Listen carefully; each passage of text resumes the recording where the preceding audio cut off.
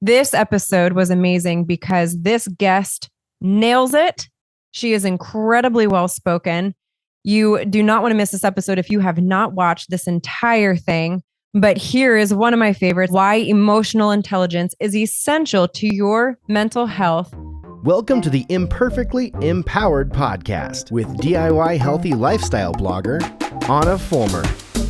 Empowering you to transform your life, one imperfect day at a time. Hello and welcome back to another episode of the Imperfectly Empowered podcast. I am your host, Ahna Fulmer. We are continuing to celebrate all month long the upcoming 100th episode of the Imperfectly Empowered podcast. Today is episode 98, and it is part one of a two-part series where I am sharing my top 20 favorite episodes and why from this past year. It has been an unbelievable journey. My first year ever podcasting, I have met the most amazing people. It has been my favorite business decision that I have made yet so far. And today I'm going to share with you 20 through 11, my top 20 through 11. And then the next show will be the top 10 of my favorite episodes that we have aired so far. This is your friendly reminder that if you have not entered the giveaway yet, the $100 Amazon gift card giveaway, then you definitely want to do that. Please enter.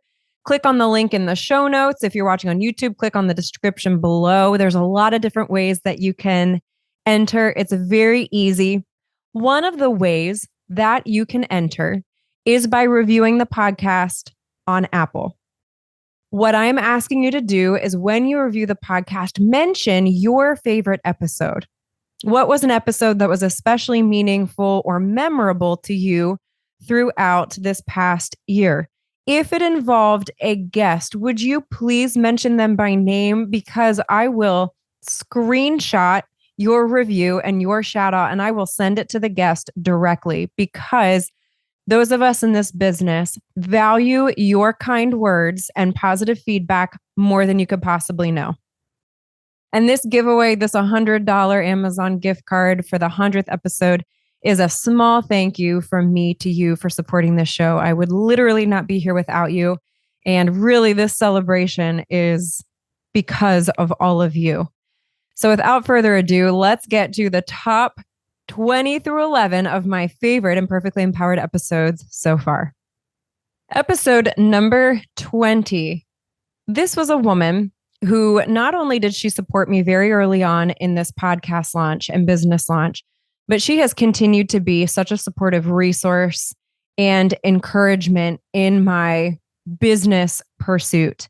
She is an incredible inspiration to me. And I specifically remember after she came onto my podcast, she wrote this review in a group that we're part of with big names in this group. And I had just started as a podcast host. And I specifically remember her saying that I was blown away by Ahna as an interviewer. So inspiring. Highly recommend her show. And I'm convinced that that was so helpful because she is incredibly well respected and successful. And I just think it made such a difference very early on in my show. And I want to introduce you to Outfit Formulas for Every Body and Budget with Allison Lombatis. When I first launched, I knew nothing about blogging either, so I was figuring all that out as I went along. But the engineering background did help me figure out the tech stuff. But when I created my first membership site and launched the first program, I just cobbled things together on the back end. I was doing like password protected pages on WordPress and, like little PayPal button code that I was pulling over. And it was not secure at all. But I realized during one of my launches that for a full day, I gave away free access to my program. And there was nothing I could do about it. They had the digital download and off they went on their merry way. So I'd have to say that was probably one of the biggest mistakes I ever made. And just finally having that realization as I came to check my sales numbers on day 2, that I had no money in my bank account. And my biggest day of sales is always the day my cart opens and the day it closes. Right. So yeah, that was a pretty tough lesson to learn. And you know what? And now that I think about that, I want to say that I had a customer who came to me and said, "Hey, I wanted to let you know I signed up for the program, but I don't see the charge." And that was the thing I believe that actually did cue me in. And then I logged in the next morning and was like, oh no, this is not good. But aren't you so grateful for those clients though? I'm so grateful for the ones who are like, hey, did you know that XYZ isn't working? I'm like, okay, I know that hundreds, maybe thousands of people have seen that and not taken the time. Yes. Yes. I'm Tell me, always so thank you. appreciative. Like, Yes. please point out my mistakes. Please let me know. Even if it's a typo, I don't care. Like, tell me, I will fix that. Exactly. If you could use one word, this is always a really hard question, but if you could use one word to sum up the key to success, what would it be? This is such a good one. There's so many that just instantly popped into my head. And I'm always tempted to pick the boring one because it's consistency. It is. It's not sexy at all. It is just getting up and showing up every single day, whether you feel like it or not, because you don't have to feel it to do it. And that applies to everything in life, whether it's getting dressed or working out or, showing up after you just had a really, really crappy day in business. You just have to keep showing up. That's the key to success. It has been for me. I still tell myself that every single day, just like keep showing up and the magic will happen. There's no shortcutting the process. Yeah. But as long as you're being consistent with it, you will get results, even if you can't see it right now.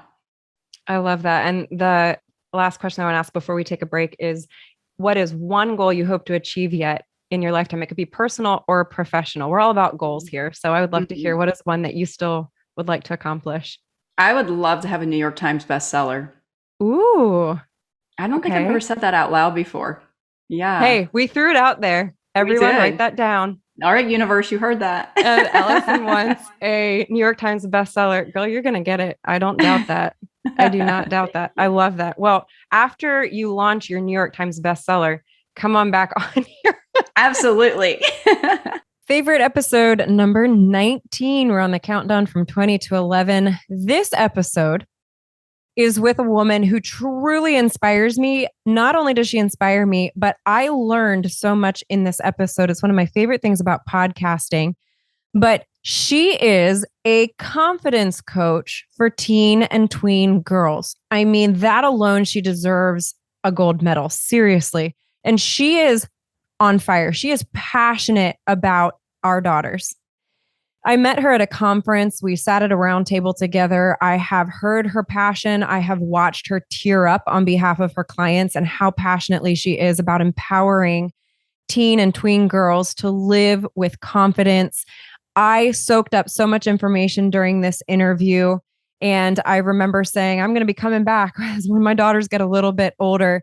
You do not want to miss this episode. And if you have not met Erin Tarr yet, you want to check her out.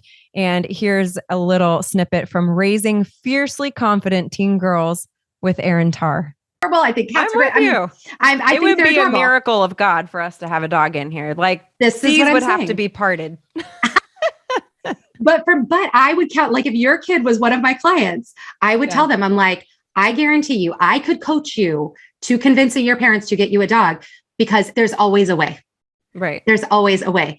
But most people don't want to do what it takes to get to the thing that they say that they want, especially kids. And so it's kind of a different thing than the whole risk taking, but at the same time, it's how do I give my kid enough responsibility and enough information that they can make a wise choice. And then if they don't make a wise choice, that's okay, because hopefully it won't be death at that point. Right. Hopefully we're doing it enough and scaffolding in. Hopefully we're scaffolding in those moments over the course of their life. So when it does come to driving a car, thinking about going on spring break in college, you know what I mean? Or even just going to college, like there are going to be big decisions that they need to make.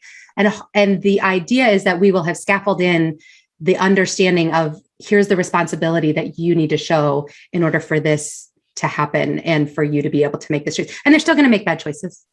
Right. Don't we all? I mean, absolutely. Don't we all?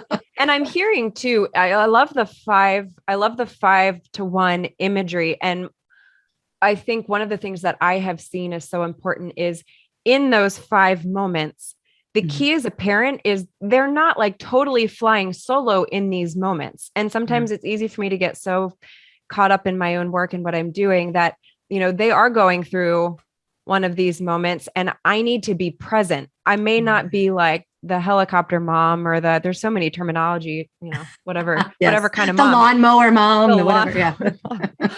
Yeah. I don't need to be right on top of them, but I think for me, it's been important to recognize that it's in these moments I'm empowering them with the ability to choose, with the ability to prove themselves in a sense, but I need to be involved. Like these 5 moments are not, okay, bye. Off on an island. Right. Yeah, no, like definitely you're having not. conversations through each of these moments and you're Coaching. actively involved. And that's what I was going to say. I feel like that's where somebody like you comes in to help us walk through our kids in these moments so that they can get to that one. I love the 5 to 1. I'm like, and it is the 5 to 1. And that's the same thing. Like when something negative happens at school or in their lives, they need 5 positive feedback things to recalibrate how they think of themselves and how they want to move forward. When I have a negative interaction with my kids, because we all have negative interactions with people, I'm really cognizant of that 5 to 1. Like, how can I make sure that I'm flipping that script and making sure that the positive interactions that we have and that our family has together outweigh the negative 5 to 1. That's really, I mean, I'm constantly, thinking of it in that way. That. So before we go on a quick break here, one of the questions I love to ask is, you've already achieved so much in your life, but what is one goal you hope to yet achieve in your life? And it could be personal or professional, any goal. We're all about goals here. The next thing that I'm really working on is a children's illustrated book about my social sweet shop, helping girls specifically, but all children and even adults understand that there are different types of friendship. And how those flow and how we think about our friendships is going to inform, because the biggest thing that I see happening with teen and tween girls is they meet somebody, they connect, whether it's a romantic relationship or otherwise, they spill their life to this person. They're their best friend. Mom, you don't understand. This person's amazing. And then 3 weeks later, that person's gone and we're left to pick up the pieces. And so really helping them to understand, like, okay, where does that person actually fit in our social sweet shop? And what does that mean about how we should be interacting with them and what we need to do and what their responsibility is and how they can move to maybe be a more important person in our life or not, those types of things. So the social sweet shop, it's going to be a children's book though, because I love it. It's all about like cake and chocolate covered pretzels and jelly beans and all these things. So it's a very visual sense of helping them understand, their social lives. That's so sweet, literally and figuratively. My goal is to own an island. Erin's is to change your daughter's life. So I mean, if I sell enough books that I can buy an island, we can share. I'm in. I'm totally in. I absolutely love that goal. And listen, when you publish that book, we'll bring you back on here because I will definitely want to share that. Favorite episode number 18. This was a more recent episode, and I thoroughly enjoyed interviewing this amazing woman. She has had so many incredible experiences. She is LA based. She has rubbed shoulders with many famous Hollywood names. And I love her expertise because she took a career that frankly many people burn out of, which is the acting world. And she used her expertise in education and pivoted into the business world and became a teacher and coach to help empower businessmen and women overcome anxiety when giving presentations, basically become better public speakers. This was a very timely interview as somebody who has just gotten into back into the performing arts world with my daughter. Gracie, my oldest, is very into theater and performing arts, and I have decided to jump in with her. So I figure if we're going to be busy, let's be intentionally busy together. So we're spending time as a mother and daughter. So I joined an acting class with Gracelyn this year, as well as a dance class, which has been a lot of fun to be able to share that with my daughter. But I personally learned so much from Billy Shepherd during this interview, which made it that much more enjoyable for me. Here is how to overcome anxiety when public speaking with Billy Shepherd. An actor doesn't move, talk, or act without being very clear of our intention. Now, why is that? Why do we need to know our intention? What is our intention? our intention is our job. And once we know our job very specifically, there's no room for fear because we have a job to do. I need to pick up this pen. Excuse me. I'm picking up this pen. There's no fear. There's no worry. There's no, I've got clown hands. I gained 5 pounds. I got to pick up this pen. Or, Anna, give me the $50 you owe me. No, I mean it. Give me the $50 you owe me. I've got a job, so I'm not afraid. So intention removes all self-doubt, all nerves, all self-consciousness. There's just no room for it. We have a job to do. Now, here's what I learned from Alan Arkin. And anyone listening in your audience, look up Alan Arkin and you will say, oh, I saw that movie. And oh, he was in this. Okay. Of all the teachers I've had, and I've had many through my life and my career, because you're always getting coached. Alan is the one that somehow turned that place in my heart and my creativity that allowed me no fear, no self-doubt, and to practice this. And this is the key. Your intention, for those of you listening out there, is your job, your goal. What is it you want the audience to do? What is it you need? You need to attach that intention to a strong feeling within yourself. No one needs to know your strong feeling. As a matter of fact, actors learn not to tell our intentions and our story. We don't share it, we show it. So you don't need to say, oh, I figured out my intention. It's to go get bananas today. You don't need to tell anybody. Just go get the bananas, all right? But it's attaching it to a feeling that gets you resonated, that gets you moving forward to get that task done. That takes breathing and getting in the present moment, because it takes guts. It takes guts to play that intention. So let me see if I can weed out an example of this. So if we're talking about, a middle management position, maybe she's been given a PowerPoint to go present to whoever is supposed to be in the room.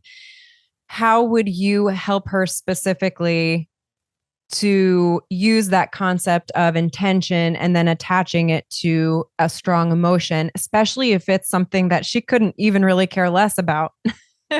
Because that's really acting, right? Talk about acting when you're in a business model that you're like, I don't really care about this product, but I am basically being paid to go convince these people.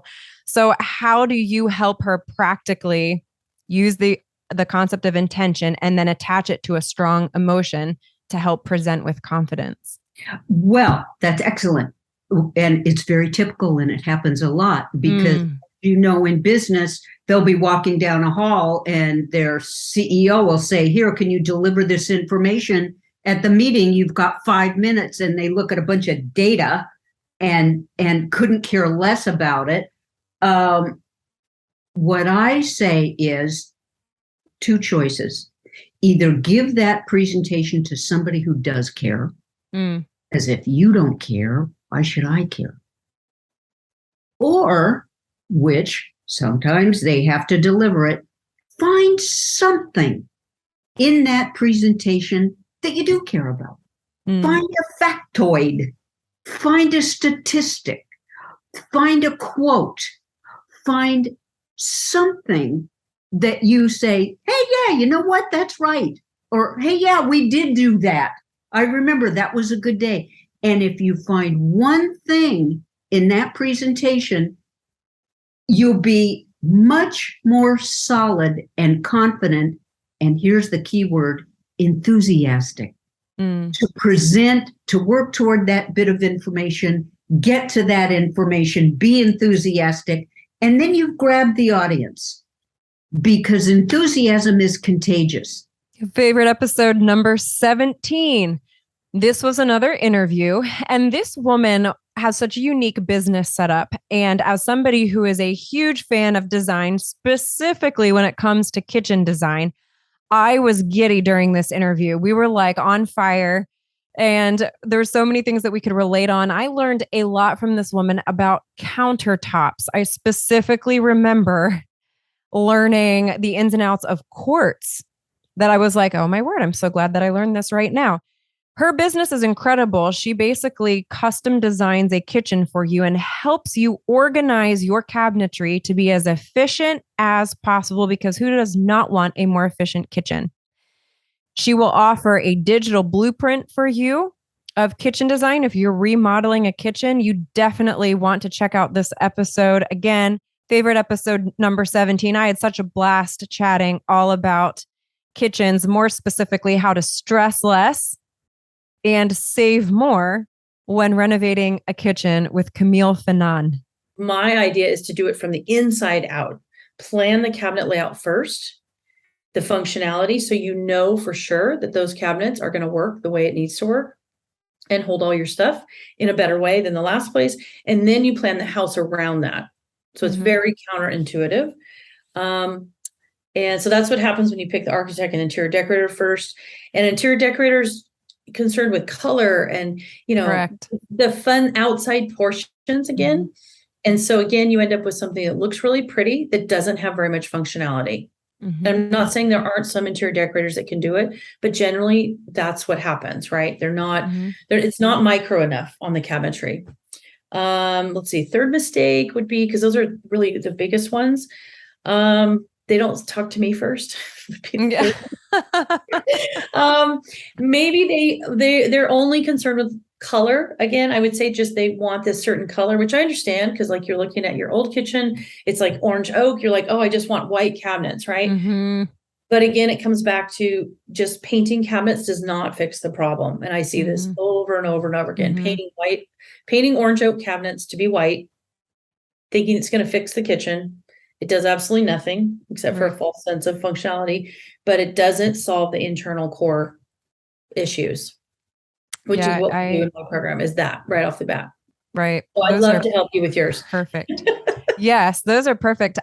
For people listening and watching, there are two of my most popular blog posts and podcast episodes, for that matter, where I shared 10 mistakes you want to avoid when renovating a kitchen from my 3 previous fixer-uppers, and then how to design a kitchen around work zones. I know there's a million different ways to design a kitchen. Work zones have been the easiest way for me to organize mentally and visually the flow of a kitchen. To Camille's point, putting lipstick on a kitchen is not necessarily going to change the actual functionality of it. And as I've said many times, in design, it is not necessarily about increasing your square footage. It is about creating better, not necessarily bigger. So more functional square footage. Favorite episode number 16.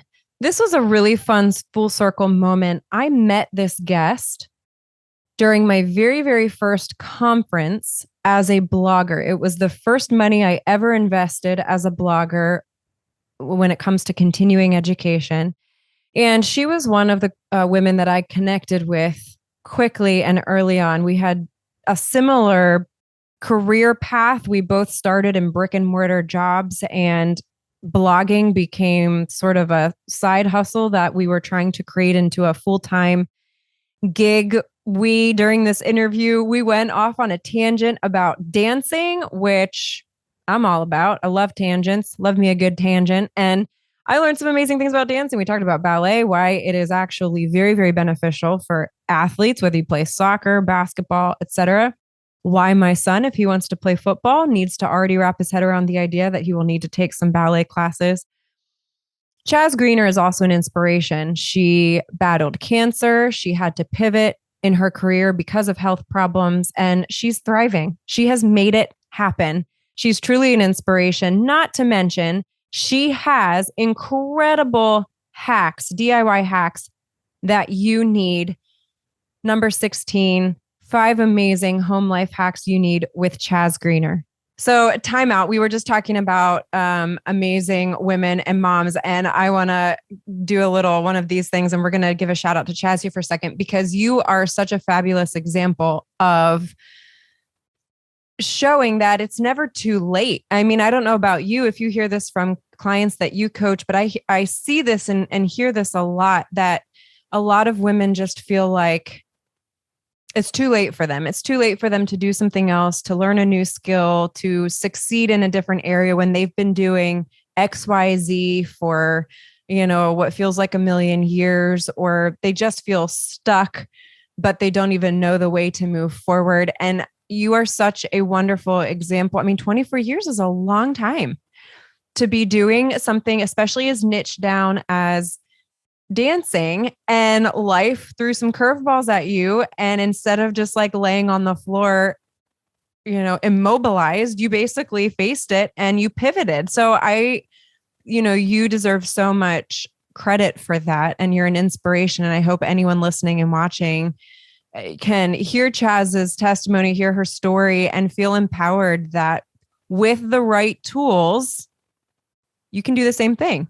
You just have to find the tools and the resources. And it's okay if you don't know. You just need to take the right next best step. So thank you for being that example, because I think you've been such a great one. Oh, you're sweet. Thank you. And I think too, part of is being open-minded. Sometimes that's right there and you didn't even know. Like if somebody would have said that I would be creating projects and putting them on a website or teaching other bloggers how to blog or anything, right. Like that, I don't think I would have ever in a million years, or I'm editing videos and things like that. I mean, I don't know that ever would have been something that I would have been able to say, oh yeah, that's what I'm going to do with my life. But, just through listening to the journey of what I was doing and what comes next, it was there. And I just decided to ride the train per se and see where it's taking me. And I'm still on the train deciding where it's going to take me, and being open-minded to that, I think is huge, because it's important to, I think, do something that you're passionate about too. I mean, we can go and force ourselves into something, but if it makes you unhappy, that's not the right direction either. So finding the thing that makes you happy, and a lot of times you're already doing it, just how can you build on that? Yeah, it's taking bold action, and it's being willing to make the choice. I mean, the fact is you still had a choice. You could have chosen to, allow, especially the health circumstances, to sort of defeat you. And you didn't. You made the choice to face it and pivot. And I think that is the challenge that a lot of us face, is taking that bold action when that choice does sort of stare us in the face.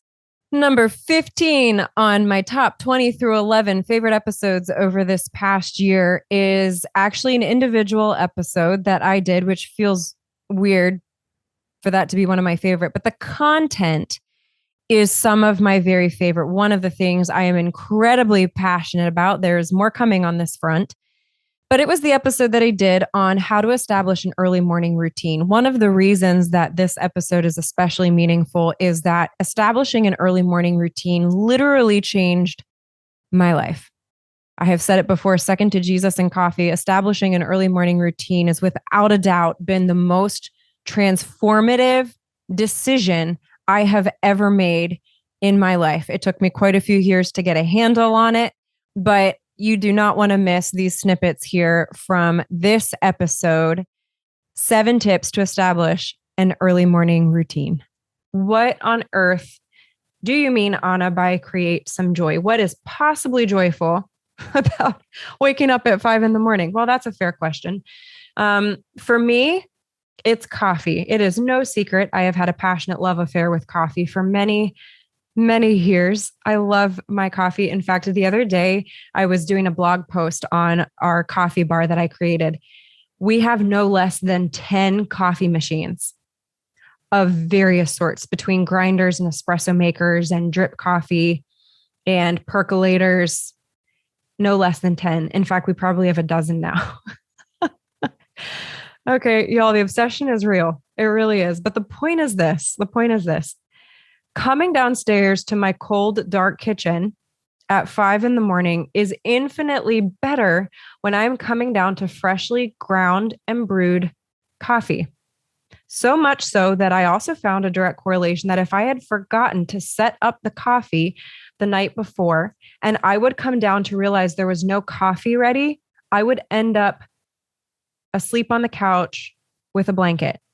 I'm not kidding you.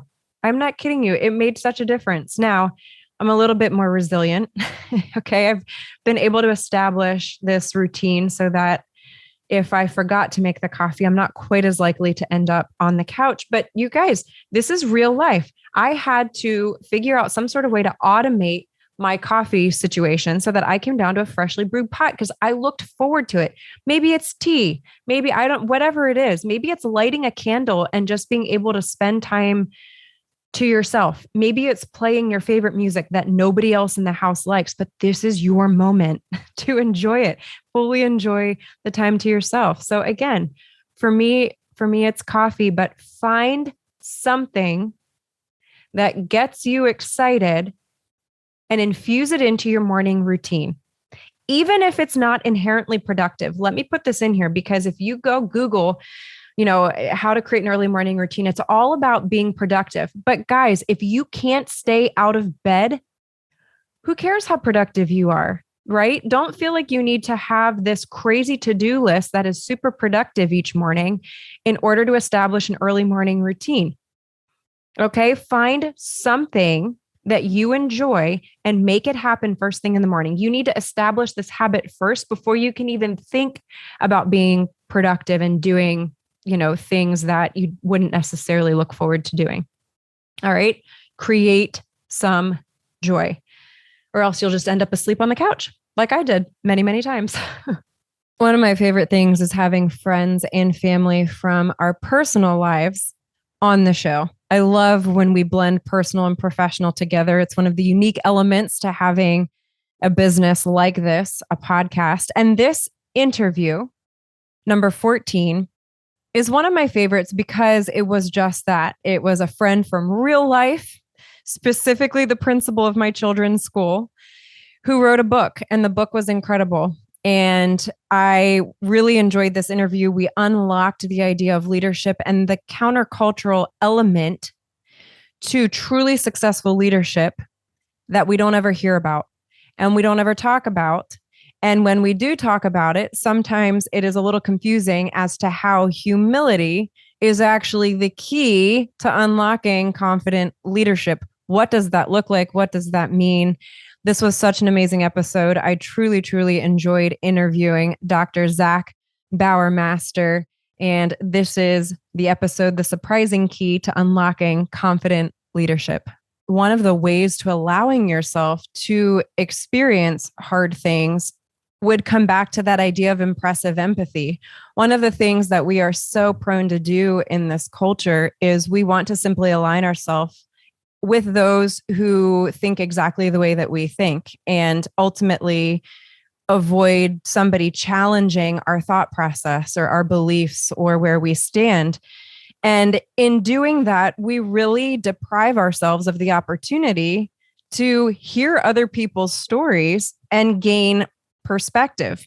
But I think one of the reasons that we don't do that is because it can be very hard and we want to remain comfortable. So talk to me a little bit about impressive empathy and how it contributes to this idea of humility and then ultimately confidence. Yeah.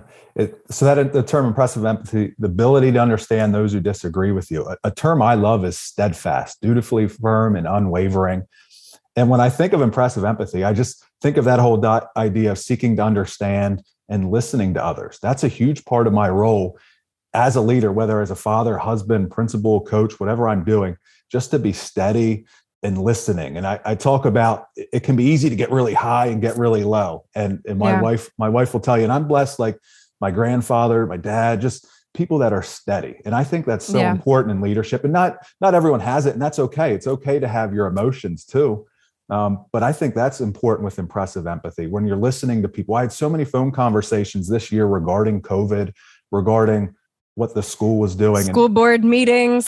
School board. And obviously not everyone agrees, but I think it's all how it is shared. It's all how it's received. And we just really need to be listening to each other, because like when you use this example with the school, everyone does have a common goal. They want what's best for their kids, but there's different approaches to get there. So I think in a leadership role, a lot of it is it comes down to listening and people wanting to, we go back to what we talked about earlier, feeling heard and valued. People want to be heard. So I'll have a lot of phone conversations where I do a lot of listening, but I think that's an approach of humbleness where it's not, we're just talking and I'm going to shut you down. Just as humility is a countercultural key to unlocking leadership, this next episode number 13 of my top 20 through 11 favorites. This is number 13. This interview also is very countercultural. It is not something that is talked about. It is an element to our overall health, especially mental health, that is essential, that the medical profession doesn't understand, that the fitness and nutrition industry has no idea how to communicate. And yet it is crucial to improving our mental health and ultimately all 5 dimensions of our health. This episode was amazing because this guest nails it. She is incredibly well spoken. You do not want to miss this episode if you have not watched this entire thing. But here is one of my favorites, episode 13, Why Emotional Intelligence is Essential to Your Mental Health, with Dr. Shahana Alibai. Depression, anxiety, OCD is a dialogue. We don't say that word enough. It's a dialogue that you are having with yourself. And you're having it with yourself at one of the most vulnerable times. And it's selling yourself a story. It's selling yourself the fact that you're worthless, that you're never going to amount to anything, that this is always going to be the way that your life is, that you are going to be paralyzed by fear. Fill in the blank, but it's the dialogue piece, a back and forth conversation with yourself at its most vulnerable time. So how do you unroof yourself from that? How do you actually, get help? And that's not the easy part, right? Because you are believing it. The longer that you've been in that trench, the more that you are not saying, I feel worthless. You're telling yourself, I am. I am worthless. I am never going to amount to anything. This is my life, right? So I have to say that it really depends on how far down deep you are in it. And I really do hope that you are surrounding yourself with some people that can help take you to that next step. For me, it was my family members, my husband, who started recognizing it, because often they can see it before you can see it. But irregardless of that, when that decision comes that you said that, like for me, that I'm choosing not to live my life like this anymore, that there has to be something else out there. Whenever you do pick up that call, my wish for you is that you're met on the other end with compassion, because it's that first call that you don't know how much courage it takes to make, or that first in-person appointment, whatever the case might be. But that's my prayer. What number should somebody call? What number would somebody call? Yeah. So once again, it depends on the severity. If you're really having those thoughts that I was having at one point, calling the crisis line, calling a helpline would be the key points. If you have a practitioner, like a family doctor, nurse practitioner, it would be reaching out to them. Like for here in British Columbia, we have a youth health center. So it would be something like that, where you're going and you can be seen as a walk-in patient, but you're going to be met by seeing an NP or a family doctor as well. So there are numbers to call, and often those numbers will lead to a cascade of other numbers, of other outreach, but make that first initial call. But that's the one that takes the highest degree of courage, and know that. Yeah. And I'm just looking here. I mean, you literally can just like National Suicide Prevention, crisis hotline. You can Google crisis hotline and find a number near you. If anyone right now happens to be listening and that is you, Google that, give a call. And I will also say this: if you do struggle with these kinds of thoughts, come hang out here, because you will hear me say pretty much every episode, one, we have story after story like this, and you're not alone. And two, if you have not heard me say it recently, or you've not heard anyone else say it recently, and you do feel very alone, your story matters. You are loved.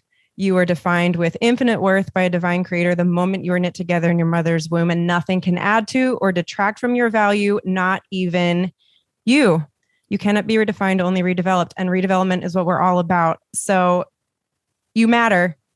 Favorite episode number 12 of 20 through 11 is another interview. Oh my word. This woman, I had so much fun chatting with her. In fact, I had so much fun that we did a 2-part series because we chatted for a full hour for part 1. And then I realized, oh my word, we've hardly even touched on your expertise. We've gotten so busy chatting about medicine and her life across the pond, that is Britain, that I had her back on for a second part to this series. She has so much knowledge to share, and we specifically were diving into her running expertise. She is a published author, best-selling author. She's also the primary go-to running expert for a women's health magazine. And I learned so much from her, and I had so much fun talking with her. We had so much in common, a love for running, a background in medicine that has transitioned to this personal brand journey. This is, without a doubt, one of my favorites, number 12 of my top 20 through 11, the best tips for running for beginners to pros with Dr. Juliet McGrattan. And coming back to the strength and conditioning, having a strong core is so important, because to maintain that upright posture, to maintain keeping your arms close into your side, you really need a nice strong core. So again, comes back to strength and conditioning. Yeah. Well, and the key too is strength and conditioning from my experience, and you touched on so many important things, is that even just when you look at the physiology of our joints, like Dr. Juliet mentioned, the reality is running is fairly, in a sense, one-dimensional. I mean, if you only run, your joints are really only being conditioned to move in a pretty simple, one-dimensional kind of a way. It's not true. But my point being, the ability to add strength training to your regimen or other cross conditioning type of activities is that you are forcing the micro movements and your joints to be able to adapt to other movements, whether it be side to side, like you might see somebody cut on a basketball court, or just movements that you otherwise wouldn't be doing running. And that gives you a much more well-rounded, strength and muscle exercise ultimately, so you don't become overloaded in one direction. Yeah, you asked about cross training. I don't think I actually answered your question. I got carried away with something else. Oh no, it was great. Variety the joints. Variety and mixture and mixing it up is good generally in life, isn't it? You have a good variety and diversity in your diet and in your running. Yeah. So we talked a little about stretching. We mentioned lifting weights here, strength training. Talk a little bit, if you feel sick, should you run? You mentioned that in your book. I thought that was a good question. Again, there's an interesting, I don't know about your experience, but some of the research that I've read about whether or not you should exercise while you're sick is interesting, counterintuitive maybe. Yeah. And that is a question that I commonly get asked. Should I run when I'm ill? And I think the answer is it depends, but generally no. Running is a stress, and when you're unwell with something, your body is already stressed. It's trying to activate the immune system to fight off the illness that you've got. And if you then on top add the stress of vigorous exercise, because running is a vigorous exercise, it can be too much. And particularly things like if you have a high temperature, when that happens, your heart rate is often raised as well. And then if you raise it further by adding the exertion of running onto it, it's not really going to do you any favors. It may not necessarily be harmful, it could potentially put you into irregular or unusual heart rhythms, but it's certainly not going to be good for you. I think when you're following a training plan, or you've got a goal or you've got a commitment, you just don't want to miss out on a run and you want to just keep going and going. But sometimes it is actually better to say, you know what, let's just have a day off or a couple of days off or a week off. And in the bigger picture of things, that's not going to set you back, and you're not going to lose your fitness sort of in that time. And you may actually get better more quickly than if you're doing too much. I mean, don't get me wrong, exercise is really important for good health, and it's really good for preventing disease and keeping our immune system healthy. But sometimes if we've actually got an active infection, particularly something that's below the chest, so chesty coughs, upset stomachs, anything with a fever, anything that makes you feel dizzy or puts your heart rate up, it's better to just have a little bit of a rest. Favorite episode number 11. Again, a little strange to talk about a solo episode as one of my favorites, but this will not shock you when you find out what it is. This episode is so far, as of this moment, the number 1 downloaded episode. It also happens to be one of the most popular blog posts on my blog. Thousands and thousands and thousands of visitors over the last couple of years. It is also the number 1 viewed video on my podcast YouTube channel. It will not surprise you when you find out which one it is.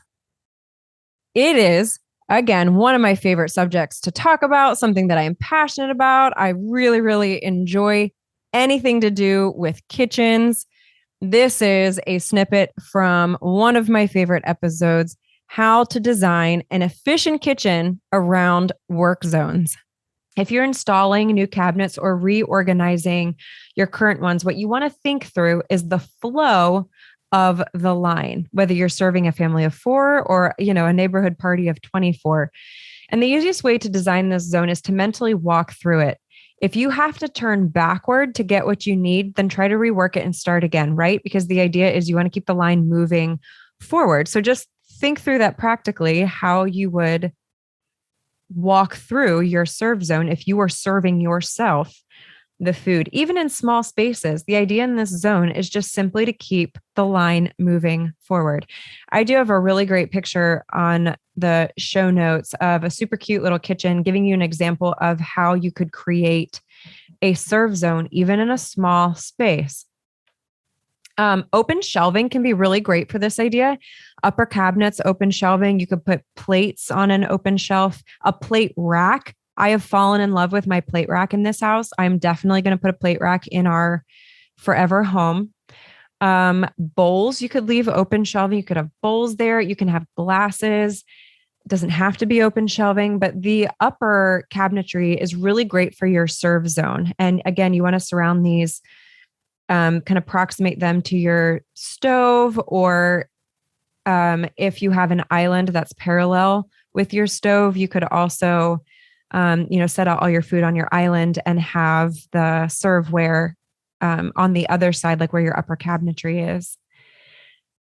So, in this particular example that I have on the show notes, you could place all the bowls and the plates to the left, and one of the long shelves on the right, you could have for glasses.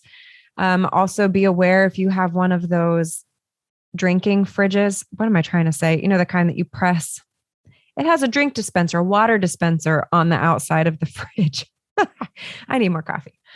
You would consider keeping your glasses close to the fridge, right? So maybe it's one of the small end upper cabinets in your kitchen. So again, you want to keep your line moving forward. Maybe the last thing you grab is a cup and then the water from the fridge. That's how our current house is set up. Glass canisters are also a great way to be able to store things. So again, if you're going to do like an open shelving design, kind of referring back to the prep zone, if you want to kind of maximize the open shelving look, you could also store dry ingredients in glass canisters on open shelves. Just depends on how you want the overall look. Just be consistent with it and try to remember how you're incorporating these zones. Open shelving is a little tricky. You have to be careful because it can start to look very, very cluttered. So if you're going to go with the open shelving route, lots of great possibilities. Glass canisters would just be a thought then for that prep zone design. Maybe include more of your prep zone dry ingredients and stuff in glass canisters. Because again, these two zones often cross paths. They often are in similar spaces. Again, the point is, what matters here is the quality of the design square footage, not the quantity. What is important is the quality, not the quantity. Thanks so much for listening to this episode. Again, this is part 1 of part 2. We are working our way up to the celebration of the 100th episode. We are giving away $100 in celebration of 100 episodes. Be sure to enter. It is super easy to do. Trust me, it is not hard. You just click a couple things. It is not hard at all. Click on the link in the show notes. Click on the link in the description in YouTube and enter for a chance to win. Thank you again for being here. Hey guys, Ahna here. If you found this video helpful, then you do not want to miss this video right here beside me on the screen. Click on it. I know you're going to enjoy it. You guys remember, you cannot be redefined, only redeveloped, one imperfect day at a time. Your story matters, and you are loved.